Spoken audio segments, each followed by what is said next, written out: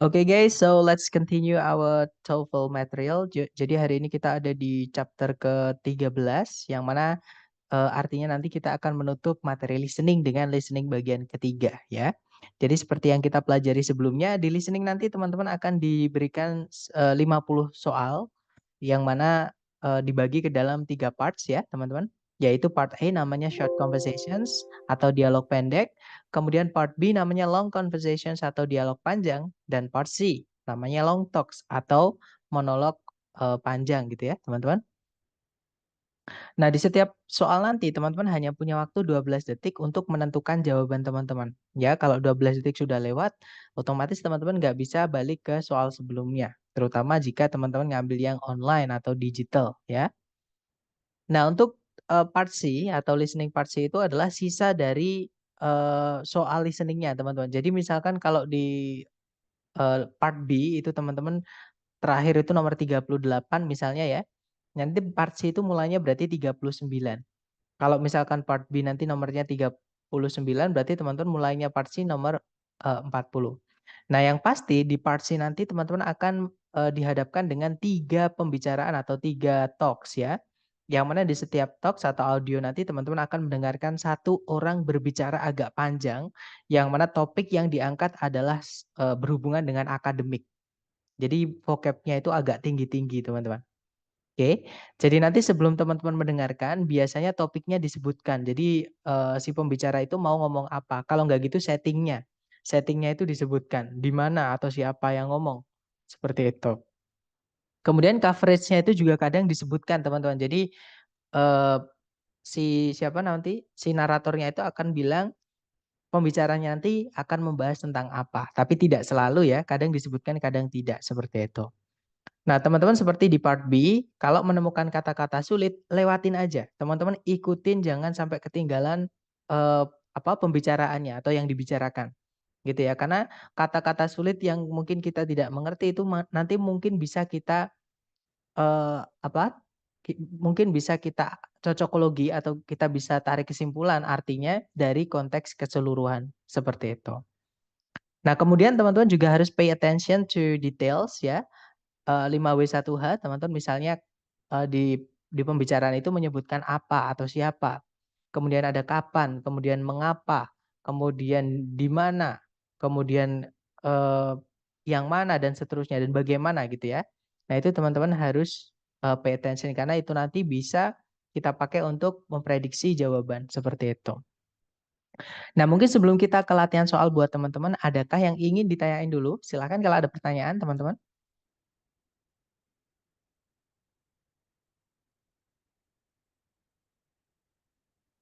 Nggak ada ya, aman ya. Baik, kalau nggak ada pertanyaan, sekarang kita coba ke latihan soal. Nah, untuk part C ini sama kayak part B ya, teman-teman nanti dikirim jawabannya ketika 4 soal sudah terjawab. Jadi misalnya A, B, C, D, nah baru di-enter. Kalau misalkan satu soal dulu, jangan di-enter dulu ya. Nah, silahkan dicoba dulu, jangan takut salah. Silahkan teman-teman. Now we will begin part C with the first talk. Questions 39 through 42. Listen to a talk by a tour guide in the Everglades National Park. Today we're going to be taking a tram tour through part of the Everglades National Park. Quite probably we'll be seeing a number of crocodiles sunning themselves by the side of the water or poking their heads up through the water. Needless to say, we will not be getting off the tram at any time until we leave the area because of the danger posed by the crocodiles. By the way, you've probably heard of the expression crying crocodile tears.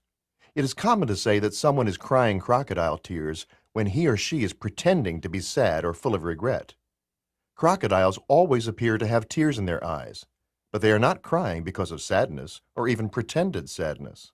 Instead, a crocodile uses its tear ducts to get rid of extra salt from its body. A crocodile does not sweat the same way that humans do and must get rid of extra salt through tears. So if you see a crying crocodile, do not think that it's feeling sad. It is basically sweating through its eyes. Look, over there on the right. There are 2 large crocodiles on the water's edge, right next to the fallen trees. You can get out your cameras and take pictures from here on the tram, but no, you cannot get off the tram to get any closer. Number 39. Where does this talk take place?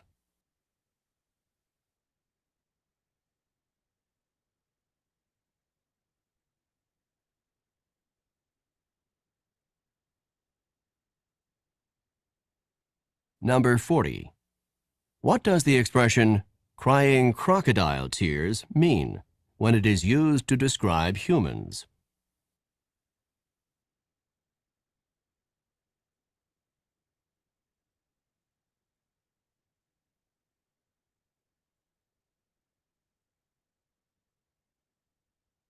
Number 41. Why do crocodiles have tears in their eyes?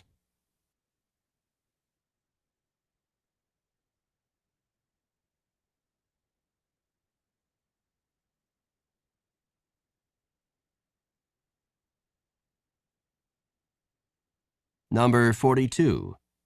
What does the tour guide recommend?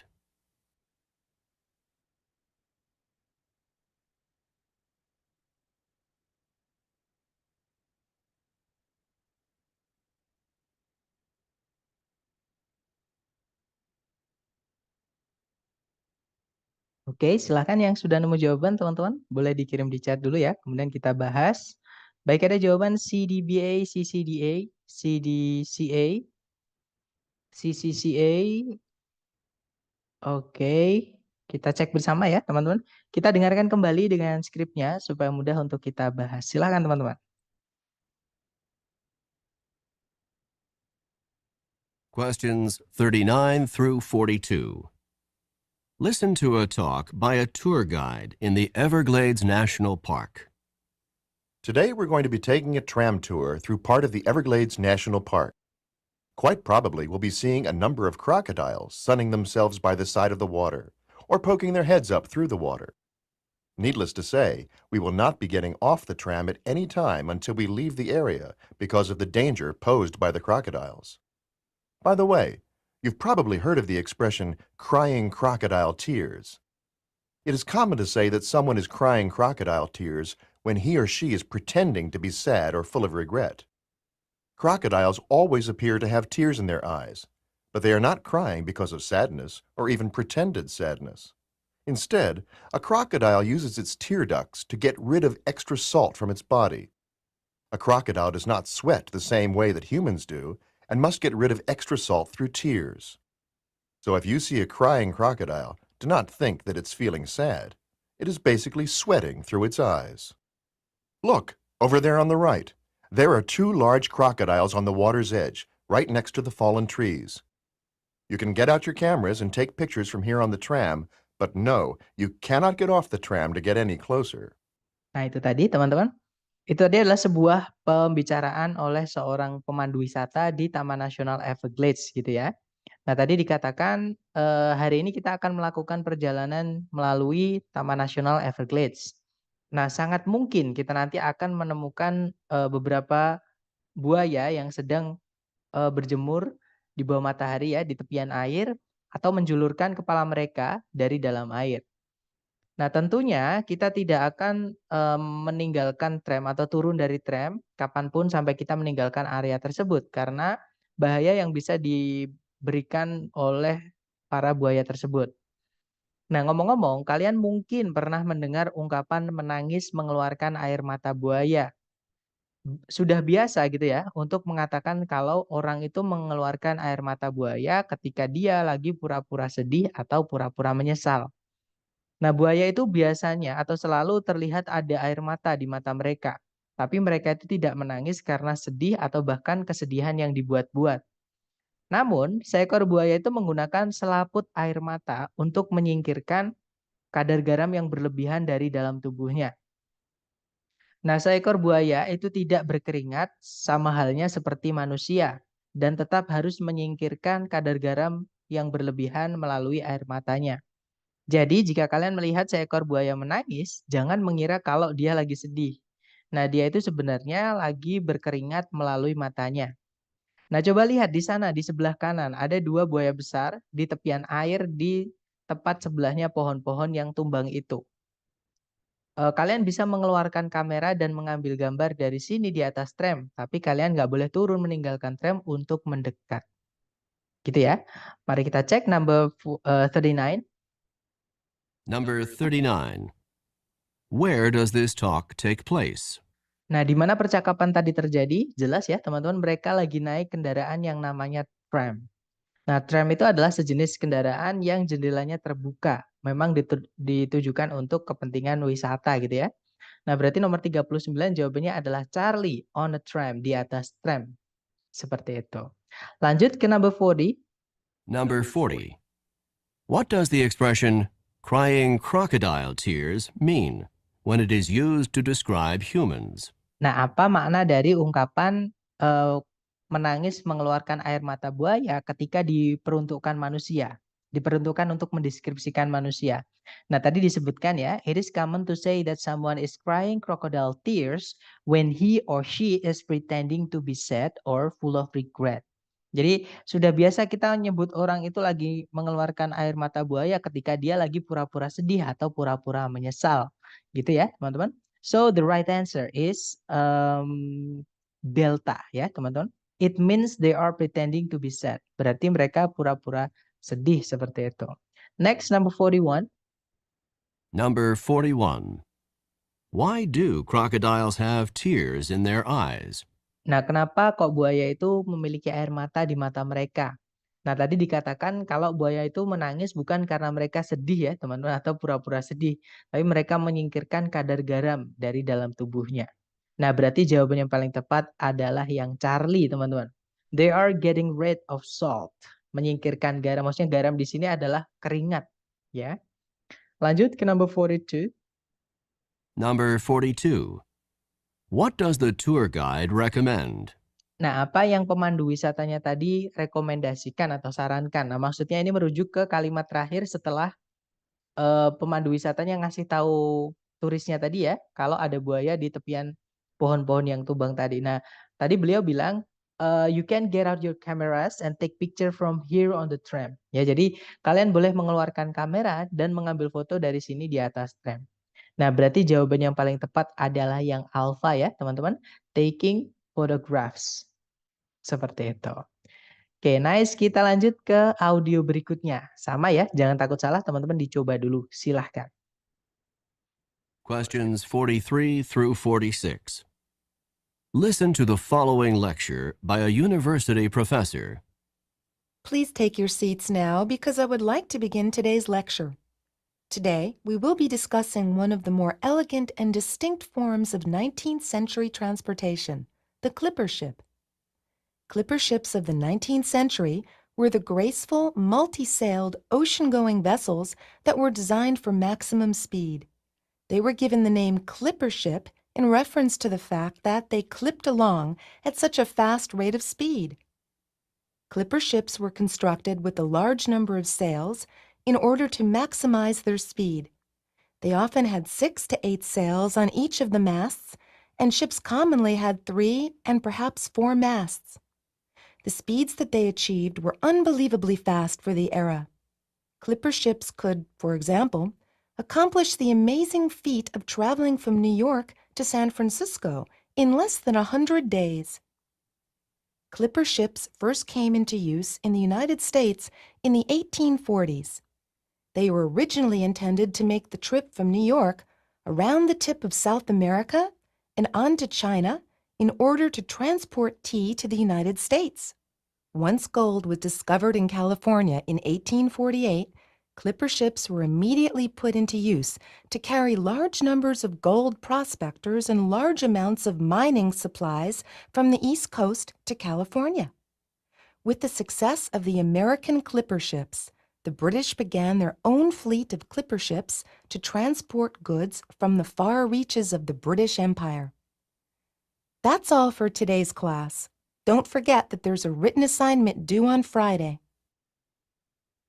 Number 43. In which course would this lecture most probably be given?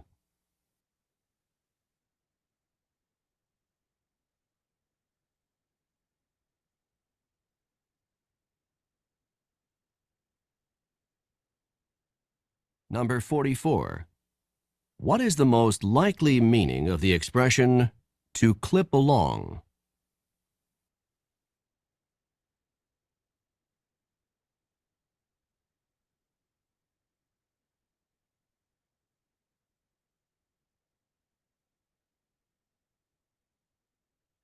Number 45.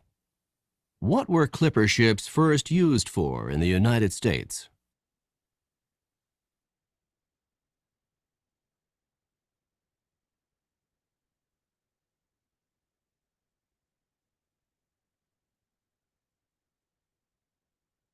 Number 46. What does the professor remind the students about?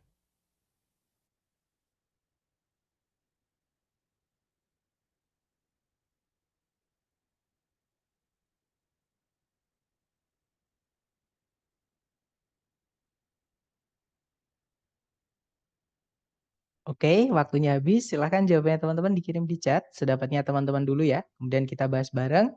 Baik, ada jawaban CBBB, CBDA, CDCA, CBDA, oke, ABBB, ABAC. Banyak ya teman-teman. Mari kita cek bareng. Kita dengarkan kembali dengan skripnya supaya mudah untuk kita bahas. Silahkan teman-teman. Questions 43 through 46. Listen to the following lecture by a university professor. Please take your seats now because I would like to begin today's lecture. Today, we will be discussing one of the more elegant and distinct forms. I'm sorry guys, there's problem with the connection. Saya ulangi lagi ya. Sebentar, saya share dulu.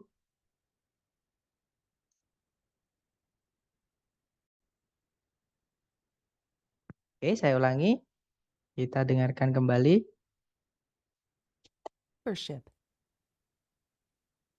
Questions 43 through 46. Listen to the following lecture by a university professor. Please take your seats now because I would like to begin today's lecture. Today, we will be discussing one of the more elegant and distinct forms of 19th century transportation, the clipper ship. Clipper ships of the 19th century were the graceful, multi-sailed, ocean-going vessels that were designed for maximum speed. They were given the name clipper ship in reference to the fact that they clipped along at such a fast rate of speed. Clipper ships were constructed with a large number of sails in order to maximize their speed. They often had 6 to 8 sails on each of the masts, and ships commonly had 3 and perhaps 4 masts. The speeds that they achieved were unbelievably fast for the era. Clipper ships could, for example, accomplish the amazing feat of traveling from New York to San Francisco in less than 100 days. Clipper ships first came into use in the United States in the 1840s. They were originally intended to make the trip from New York around the tip of South America and on to China in order to transport tea to the United States. Once gold was discovered in California in 1848, clipper ships were immediately put into use to carry large numbers of gold prospectors and large amounts of mining supplies from the East Coast to California. With the success of the American clipper ships, the British began their own fleet of clipper ships to transport goods from the far reaches of the British Empire. That's all for today's class. Don't forget that there's a written assignment due on Friday. Nah, itu tadi teman-teman. Jadi itu adalah sebuah pembicaraan oleh seorang profesor universitas ya. Tadi dikatakan silahkan duduk karena saya mau mulai kelas hari ini. Hari ini kita akan membahas salah satu dari bentuk-bentuk transportasi abad ke-19 yang lebih elegan dan berbeda. Namanya clipper ship. Nah, clipper ship atau kapal clipper gitu ya, dari abad ke-19 merupakan kapal-kapal pengarung lautan yang memiliki layar banyak yang besar gitu ya, yang didesain untuk kecepatan penuh. Nah, mereka diberikan nama clipper ship karena fakta bahwa mereka itu bisa clip along. Clip along itu melaju pesat, teman-teman, pada kecepatan yang sangat tinggi. Nah, clipper ship itu dibangun dengan sejumlah layar untuk memaksimalkan kecepatan mereka. Nah, mereka seringkali memiliki 6 hingga 8 layar pada setiap tiang kapalnya. Dan kapal-kapal pada waktu itu tuh umumnya memiliki 3 atau bahkan mungkin 4 tiang kapal. Nah, kecepatan yang mereka bisa raih itu benar-benar cepat untuk eranya gitu ya. Iya betul, kapal dagang. Jadi clipper ship itu bisa contohnya menyelesaikan tugas, yang luar biasa untuk mengarungi gitu, dari New York atau melakukan perjalanan dari New York menuju San Francisco dalam kurang dari 100 hari gitu ya. Nah, kapal dagang Amerika mungkin disebut seperti itu atau namanya clipper ship pertama kali dipakai di Amerika Serikat di tahun 1840-an. Nah, mereka itu awal mulanya dimaksudkan untuk melakukan perjalanan dari New York, mengelilingi ujung dari Amerika Selatan dan lanjut menuju Cina untuk mengirim teh menuju Amerika Serikat. Nah, ketika emas ditemukan di California di tahun 1848, nah clipper ship itu segera dialihfungsikan menjadi atau untuk membawa sejumlah besar pencari emas dan, persediaan tambang yang banyak dari pantai timur menuju California. Nah, dengan keberhasilan, clipper ship-nya Amerika, Inggris itu mulai armada clipper ship mereka sendiri untuk mengangkut barang-barang dagangan dari tempat-tempat yang jauh dari kerajaan British Raya gitu ya. Nah, itu saja untuk kelas hari ini. Jangan lupa bahwa ada sebuah tugas tertulis yang paling lambat dikumpulkan hari Jumat. Nah, itu tadi yang dikatakan oleh profesornya. Nah, kita dengarkan soal berikutnya, teman-teman. Number 43. In which course would this lecture most probably be given? Nah, di mata kuliah yang manakah di antara berikut ini kuliah tadi itu kemungkinan diberikan. Nah, tadi ngomongin tentang kapal ya, transportasi yang mana di abad ke 19, teman-teman. Nah, berarti jawaban yang paling tepat adalah yang Charlie ya, American History. Lebih tepatnya American Transportation History, mungkin seperti itu. Oke, lanjut lagi ke nomor berikutnya. Silakan teman-teman. Number Number 44. 44. What is the most likely meaning of the expression to clip along? Nah, apakah makna yang paling mendekati dari ungkapan to clip along? Nah, clip along tadi itu disebutkan ketika si pembicara itu mengungkit-ungkit masalah kecepatannya, teman-teman, dari kapal clipper ship, gitu ya. Nah, cari pilihan A, B, C, D yang menyebutkan kata cepat. Nah, di pilihan ganda yang ada kata cepatnya cuma satu, yaitu bravo. Nah, jawabannya memang yang bravo ya, teman-teman. To clip along artinya melesat, jawabannya adalah yang bravo. To move fast, untuk bergerak cepat. Seperti itu. Oke, lanjut lagi ke number 45. Number 45. What were clipper ships first used for in the United States? Nah, untuk apakah pertama kali clipper ship dipergunakan di Amerika Serikat? Nah, tadi disebutkan ya, ada dua tujuan atau fungsi dari clipper ship dipakai di Amerika Serikat. Yang pertama itu di tahun 1840-an, clipper ship itu pertama kali dipergunakan di Amerika Serikat untuk mengambil teh dari Cina, teman-teman. Ya. Nah, kemudian kegunaan kedua itu ketika California itu ketahuan banyak emasnya. Nah, itu akhirnya dipakai buat bawa orang sama persediaan tambang ke California. Nah, berarti yang ditanyakan tadi yang pertama, berarti jawabannya adalah yang alpha, to bring tea from China. Gitu ya. Lanjut ke number 46. Number 46. What does the professor remind the students about? Nah, apa yang profesornya tadi ingatkan kepada mahasiswanya? Nah, di akhir tadi ya, don't forget that there is a written assignment due on Friday. Jangan lupa ada tugas tertulis yang paling lambat dikumpulkan hari Jumat. Nah, berarti jawaban yang paling tepat adalah delta, teman-teman. Some written homework. Suatu pekerjaan rumah atau PR tertulis. Seperti itu. Oke, lanjut ke audio terakhir. Silahkan dicoba lagi ya, teman-teman. Jangan takut salah. Monggo, teman-teman. Questions 47 through 50. Listen to the following talk by a drama coach to a group of actors. I know that some of you are feeling more than a little nervous about tonight's performance, and I want you to understand that this is quite a natural feeling. You are going to be on stage in front of a lot of people tonight, and it's normal to be experiencing some nerves. I would like to help you to understand these feelings and not let them interfere with your performance. What you are experiencing is called stage fright. Stage fright is the fear that develops before you give a performance in front of an audience. Stage fright is not experienced just by actors and actresses. It can also be experienced by musicians, athletes, teachers, anyone who performs in front of a group of people. It occurs before a performance when a performer is concerned about looking foolish in front of others. Just before tonight's performance, if you're feeling a bit tense, if your knees are shaking, if your stomach has butterflies in it, and if you are thinking about how bad your performance could be, then you have a major case of stage fright.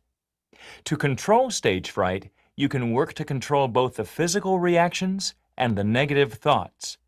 To combat the physical reactions, you can try techniques such as deep breathing, muscle relaxation, or even just laughing to relieve some of the pressure.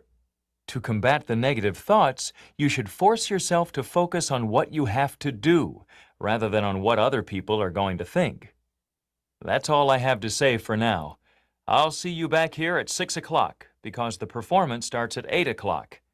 Just remember that if you begin to feel at all nervous, try some deep breathing to relax, and focus your thoughts on the performance that you are about to give. See you this evening. Number 47. Who would probably not experience stage fright in their work?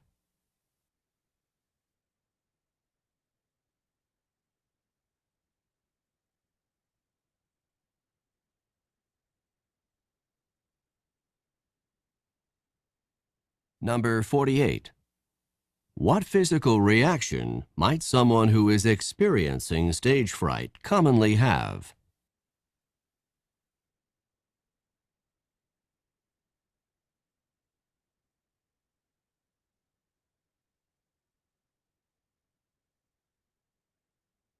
Number 49. How can someone combat the negative thoughts associated with stage fright?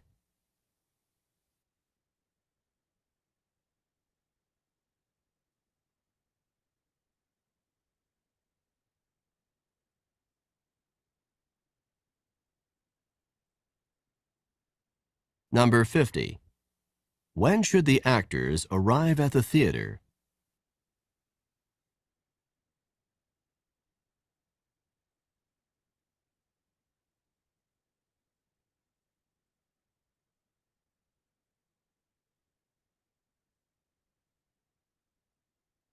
Oke, silakan jawabannya teman-teman dikirim di chat, silakan teman-teman. Jangan takut salah dulu ya. Baik, ada jawaban BCDC, BCDD, DCDC, BCCC, CCDC, banyak ya teman-teman. Mari kita cek bersama, kita dengarkan kembali dengan audionya, silakan teman-teman. Questions 47 through 50. Listen to the following talk by a drama coach to a group of actors. I know that some of you are feeling more than a little nervous about tonight's performance, and I want you to understand that this is quite a natural feeling. You are going to be on stage in front of a lot of people tonight, and it's normal to be experiencing some nerves. I would like to help you to understand these feelings and not let them interfere with your performance. What you are experiencing is called stage fright. Stage fright is the fear that develops before you give a performance in front of an audience. Stage fright is not experienced just by actors and actresses. It can also be experienced by musicians, athletes, teachers, anyone who performs in front of a group of people. It occurs before a performance when a performer is concerned about looking foolish in front of others. Just before tonight's performance, if you're feeling a bit tense, if your knees are shaking, if your stomach has butterflies in it, and if you are thinking about how bad your performance could be, then you have a major case of stage fright. To control stage fright, you can work to control both the physical reactions and the negative thoughts. To combat the physical reactions, you can try techniques such as deep breathing, muscle relaxation, or even just laughing to relieve some of the pressure. To combat the negative thoughts, you should force yourself to focus on what you have to do, rather than on what other people are going to think. That's all I have to say for now. I'll see you back here at 6 o'clock, because the performance starts at 8 o'clock.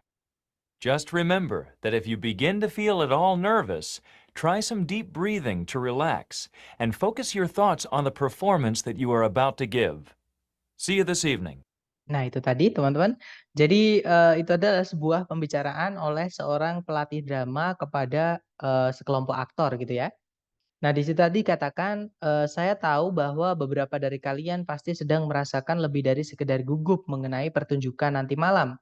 Dan saya ingin kalian memahami bahwa yang kalian rasakan itu adalah wajar. Nah, kalian akan berada di atas panggung di depan banyak orang nanti malam. Dan, wajar saja kalau mengalami, rasa gugup gitu ya atau, ya grogi gitu ya. Nah, saya ingin membantu kalian memahami yang kalian rasakan dan tidak akan membiarkan yang kalian rasakan tadi mengganggu pertunjukan kalian. Nah, apa yang sedang kalian rasakan itu disebut dengan demam panggung. Demam panggung merupakan rasa takut yang muncul sebelum kalian memberikan suatu pertunjukan di depan banyak orang. Nah, demam panggung itu tidak cuma dialami oleh aktor dan aktris saja. Dia juga bisa dialami oleh musisi, atlet, guru, siapapun yang tampil di depan banyak orang. Nah, demam panggung itu terjadi sebelum sebuah pertunjukan ketika seorang performer itu khawatir akan terlihat konyol di depan, orang lain. Nah, tepat sebelum pertunjukan nanti malam, jika kalian merasakan, sedikit gugup, jika lutut kalian itu bergetar atau gemeteran gitu ya, jika perut kalian seperti ada kupu-kupunya di dalamnya gitu ya, dan jika kalian berpikir keras seberapa buruk pertunjukan kalian nantinya, disitulah kalian sedang merasakan demam panggung. Nah, untuk mengendalikan demam panggung, kalian bisa berusaha untuk mengendalikan, entah itu reaksi fisiknya dan pikiran negatifnya. Nah, untuk melawan reaksi fisiknya, kalian bisa mencoba beberapa teknik seperti misalnya menarik nafas yang dalam, regangkan otot, atau bahkan hanya tertawa-tawa saja untuk meredakan, ketegangan atau tekanan gitu ya. Nah, untuk melawan pikiran negatifnya, kalian harus memaksa diri kalian sendiri untuk berfokus pada apa yang kalian harus lakukan daripada apa yang nanti orang-orang akan pikirkan. Nah, itu saja yang saya harus katakan sekarang. Saya akan menemui kalian lagi di sini jam 6 karena pertunjukannya mulai jam 8. Ingat-ingat saja jika kalian mulai merasakan gugup, cobalah menarik nafas yang dalam untuk meregangkan, untuk rileks gitu ya, atau untuk bersantai dan fokuskan pikiran kalian pada pertunjukan yang akan kalian berikan. Sampai jumpa nanti malam. Itu kata pelatih dramanya tadi. Oke, kita dengarkan number 47. Number 47. Who would probably not experience stage fright in their work? Nah, who would probably not, ada not-nya ya teman-teman. Jadi kalau diartikan siapa yang kemungkinan tidak mengalami demam panggung dalam pekerjaan mereka. Nah, tadi demam panggung dialami oleh siapapun yang tampil di depan banyak orang. Nah, berarti di sini kita disuruh mencari yang pekerjaannya itu tidak tampil di depan orang. Alias pekerjaannya bisa di mana-mana, bisa tidak dilihat orang gitu ya. Nah, jawaban yang paling tepat adalah yang alfa, teman-teman. Writers atau penulis. Gitu ya, karena aktor, musisi, sama atlet tadi disebutkan sebagai orang-orang yang bisa saja mengalami demam panggung karena bekerja di depan banyak orang, dilihat banyak orang, gitu ya. Nah, jawabannya adalah yang alpha. Oke, next number 48. Number 48. What physical reaction might someone who is experiencing stage fright commonly have? Nah, reaksi fisik apa yang mungkin seseorang dengan demam panggung miliki, gitu ya. Nah, kita cek teman-teman. Nah, nggak denger note-nya. Nah, tapi teman-teman tenang ya, nanti ketika teman-teman tes soalnya tertulis kok. Jadi teman-teman harus fokus juga sama soalnya. Oke, bukan cuma dengan yang teman-teman dengar. Karena kadang kita kata not itu biasanya terlewat. Kata atau kata apa itu biasanya terlewat. Gitu ya. Nah, di situ tadi reaksi fisik apa? Nah, jawaban yang paling tepat adalah yang Charlie, teman-teman. Dia akan memiliki lutut yang bergetar atau yang gemeteran. Karena kalau yang alfa dia akan melihat kupu-kupu, bukan ya? Karena kupu-kupunya tadi bukan untuk dilihat, teman-teman. Tapi kayak ada kupu-kupu di perut itu maksudnya kayak perutnya nggak nyaman gitu. Kalau kita ada kupu-kupu di perut kan nggak bisa garuknya, nggak bisa ngusirnya karena di perut gitu ya. Jadi maksudnya itu bukan dilihat tapi dirasakan di dalam perut gitu. Kalau yang Bravo dia akan mematahkan satu kakinya, nggak ada ya teman-teman seperti itu. Kalau yang Delta dia akan berhenti bernafas, sama itu juga tidak ada. Itu namanya serangan jantung atau heart attack ya. Nah, jawabannya adalah yang Charlie. He or she would have shakiness. Jadi lututnya gemeteran. Oke, next number 49. Silahkan teman-teman. Number 49. How can someone combat the negative thoughts associated with stage fright? Nah, gimana orang bisa melawan pikiran negatif yang berhubungan dengan demam panggung? Nah, tadi disebutkan ya, kalau pikiran negatif tadi cara melawannya cuma satu, yaitu fokuskan pikiran kalian pada pertunjukan yang akan kalian berikan daripada pada apa yang nanti orang-orang akan pikirkan. Nah, jawabannya berarti yang paling tepat adalah yang delta, teman-teman. By focusing on what they need to do. Dengan berfokus pada apa yang mereka perlu lakukan. Seperti itu. Oke, terakhir number 50, silakan. Number 50. When should the actors arrive at the theater? Nah, kapan para aktornya tadi itu sebaiknya datang atau harus tiba di teater? Nah, tadi si pelatih atau coachnya tadi itu bilang, I'll see you back here at 6 o'clock. Ya, saya akan menemui kalian lagi di sini jam 6.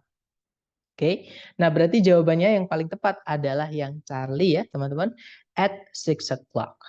Seperti itu. Nah, itu tadi adalah latihan sedikit tentang listening part C ya, teman-teman. Nah, jadi part A itu gampang karena dia bahasa Inggris sehari-hari ya, tapi harus cepat, teman-teman. Kemudian part B itu campuran. Jadi sehari-hari campur dengan akademik dan part C itu full akademik. Seperti itu. Nah, mungkin ada yang ingin ditanyakan dulu dari teman-teman before we dismiss the program. Silakan.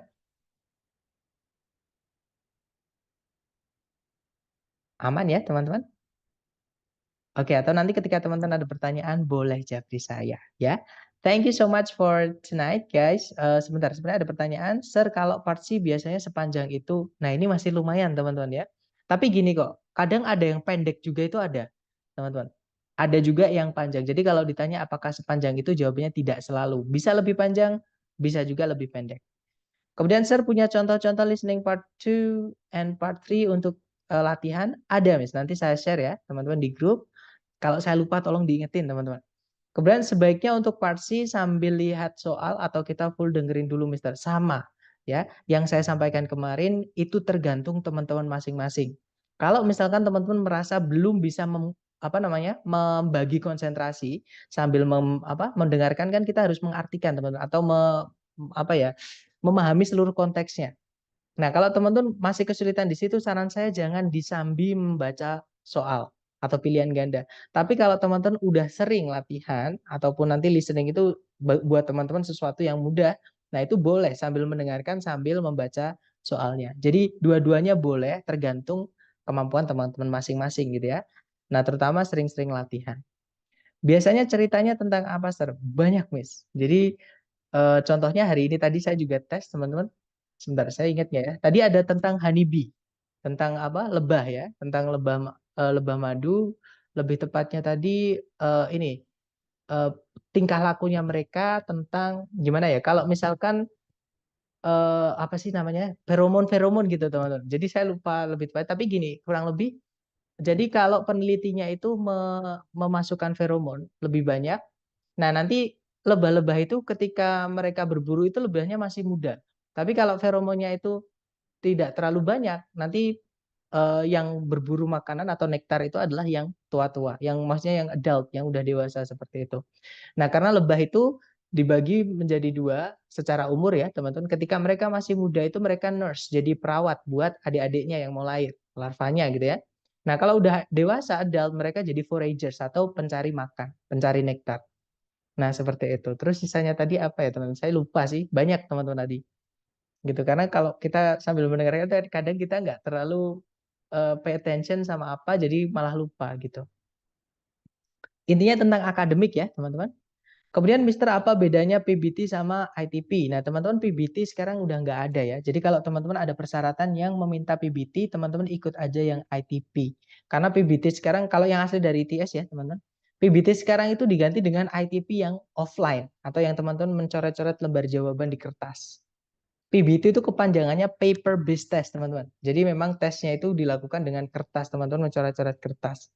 Nah, itu pasti menyita waktu ya. Kalau teman-teman masih mungkin masih ingat ketika tes kalau saya dulu namanya SNMPTN atau UNAS dulu saya teman-teman. Ada UNAS, ada jadi tesnya itu melingkari lembar jawaban. Walaupun kelihatannya sepele, tapi itu benar-benar menyita waktu.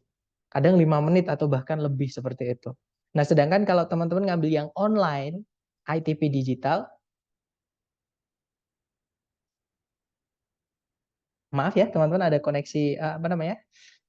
Problem dengan koneksi saya. Jadi saya ulangi lagi. Jadi kalau teman-teman ngambil yang ITP yang online atau digital atau remote proctoring gitu ya.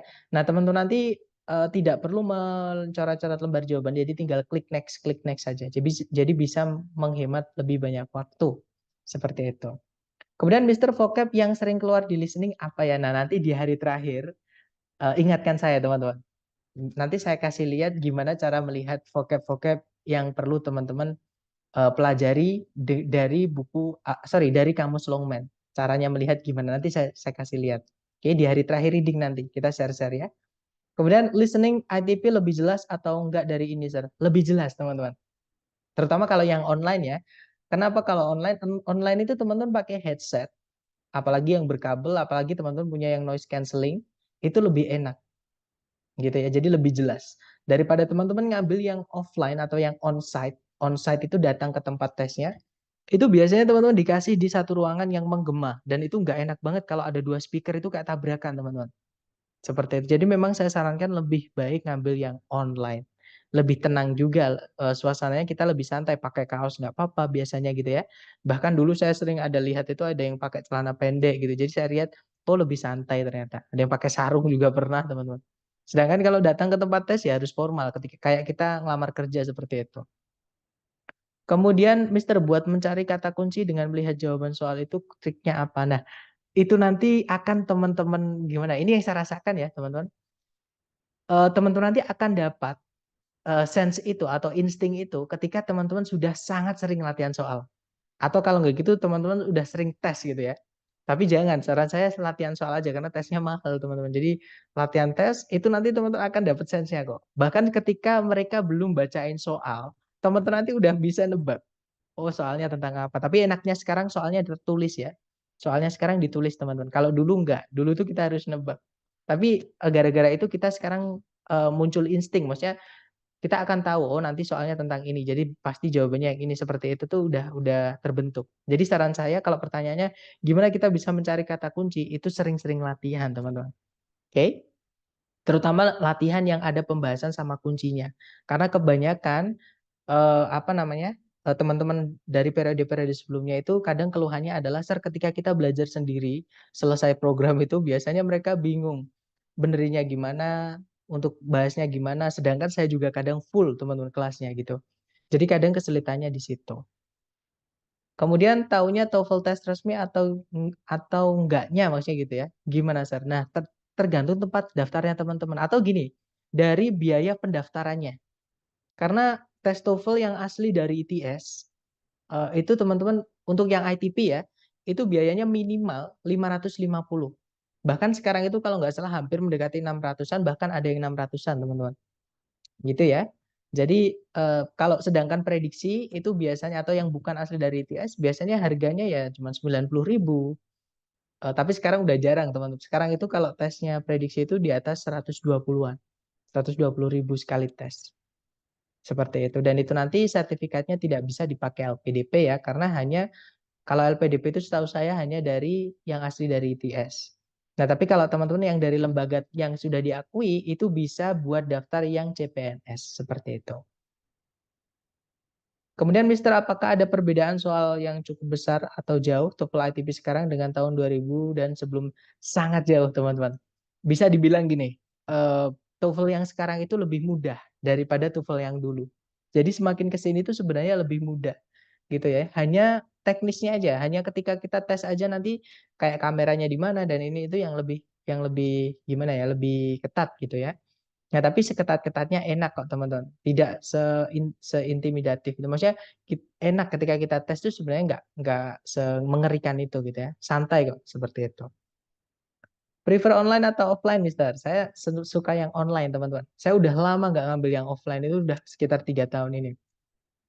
Gitu ya. Kalau online butuh berapa device, Mister? 2, teman-teman. Yang pertama laptop untuk teman-teman mengerjakan tesnya, dan nanti ada requirement-nya ya. Jadi kayak prosesornya minimal apa, Windows berapa misalnya untuk operating system-nya dan seterusnya. Itu ada minimalnya.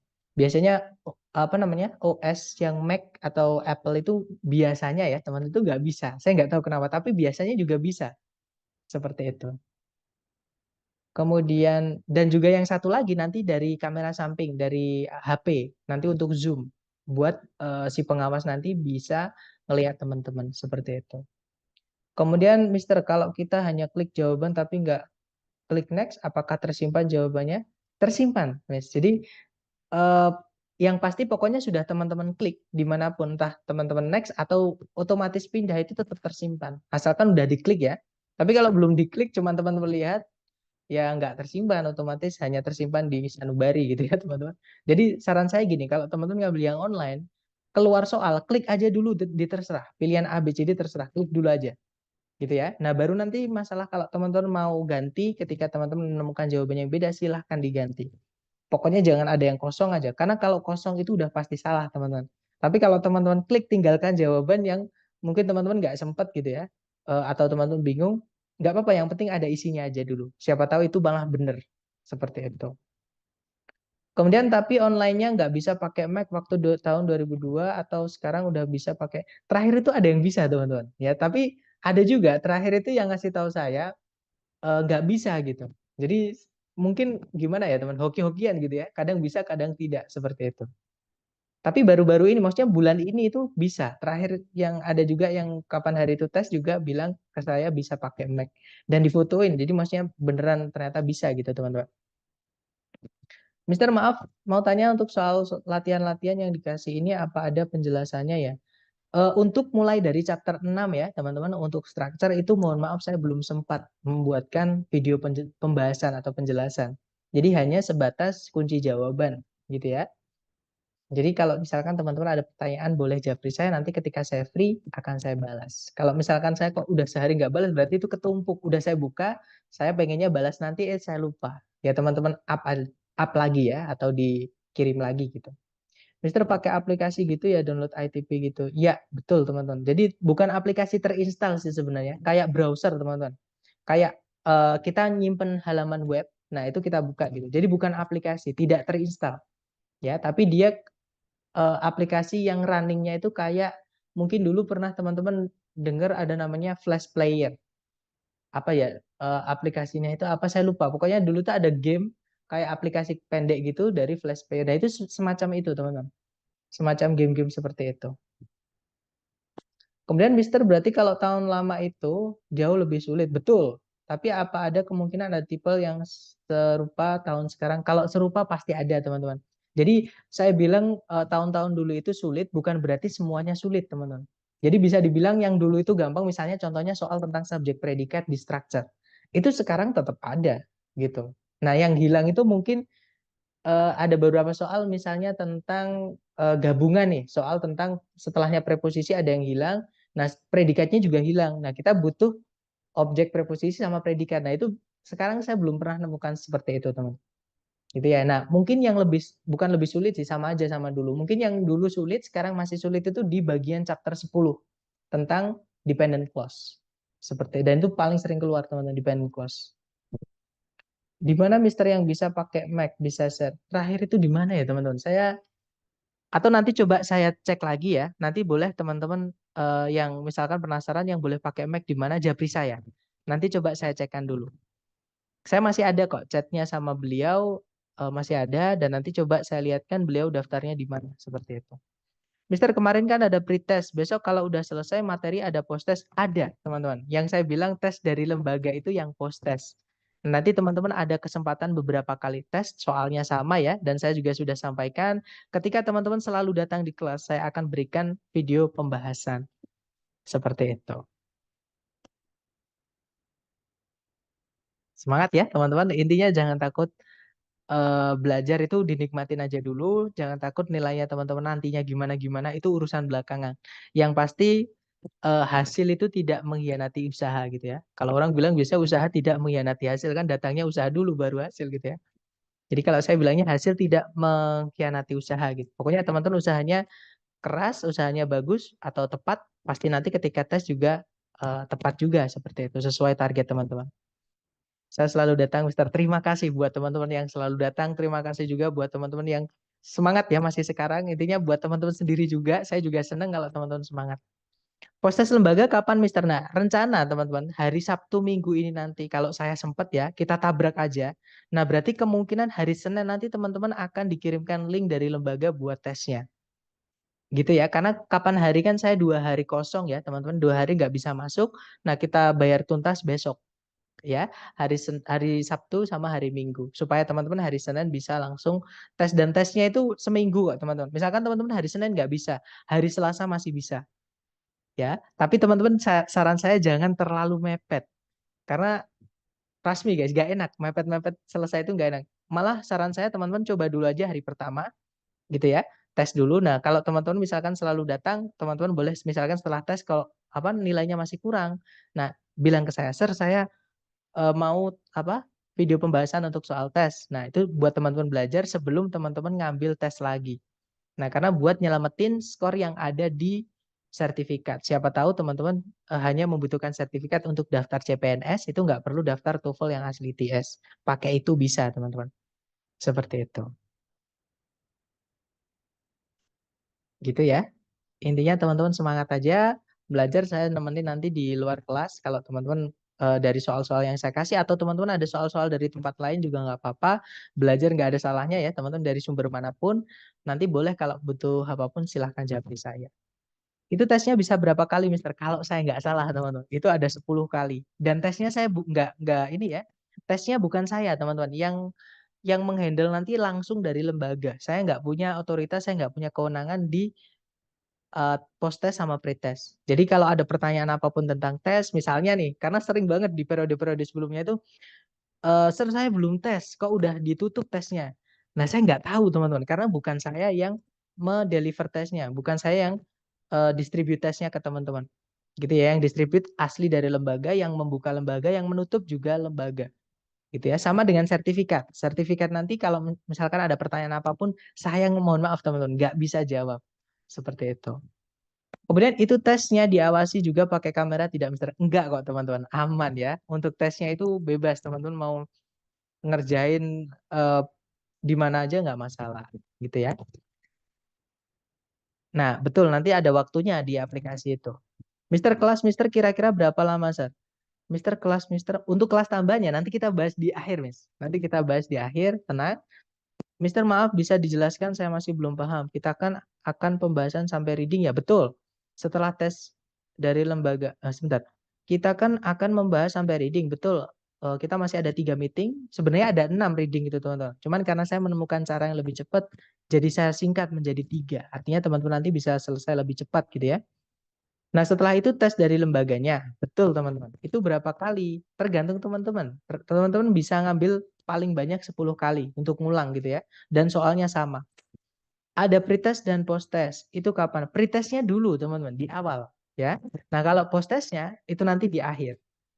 Seperti itu. Mungkin teman-teman ada yang masuknya telat, misalkan baru daftar pas mepet hari pertama, baru dimasukkan di grup hari pertama. Nah, mungkin nggak dapat pretest, nggak apa-apa. Ya, karena soal pretest sama post-test sama kok teman-teman. Pretest sama post-test itu hanya pengen melihat apa? Kalau teman-teman dulu di pretest nilainya berapa, apakah ada kenaikan di post-test? Seperti itu. Setelah dikasih program dan setelah proses belajar teman-teman. Dan nanti untuk post-testnya itu yang ditulis di sertifikat gitu ya, atau di score report apa? Saya nggak yakin ya teman-teman namanya apa. Cuman nanti teman-teman dapat kok seperti itu. Gitu ya, teman-teman. Iya? Adakah pertanyaan lagi? Halo?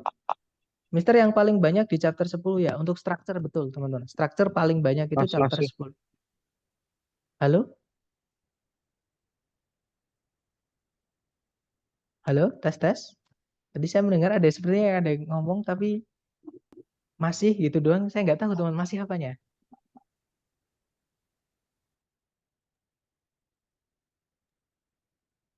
Atau suara saya ya teman-teman yang di sini yang nggak kedengeran.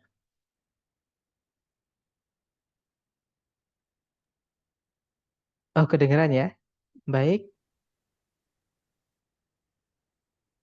Oke, nggak ada pertanyaan lagi. Baik, kita tutup ya, teman. Mister, yang chapter 10 di Google Drive ada videonya nggak, Sir? Kalau video belum ada, Miss. Jadi mulai hari ke-6 itu belum saya buatkan pembahasan ya. Jadi hanya ada kunci jawaban, tapi nanti kalau teman-teman mau tanya-tanya boleh. Japri saja gitu ya. Oke, thank you so much guys for tonight. I'll see you again next time. Bila saya say, Assalamualaikum warahmatullahi wabarakatuh and good night guys. See you next time.